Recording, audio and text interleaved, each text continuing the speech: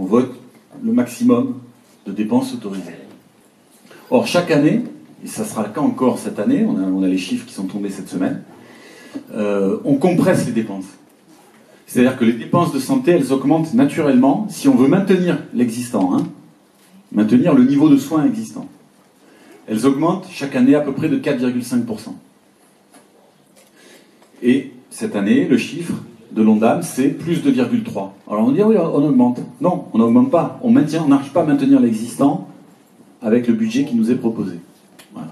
Donc ça veut dire pour l'hôpital encore à peu près 1 milliard d'euros d'économies qui vont être demandées à l'hôpital public de notre pays.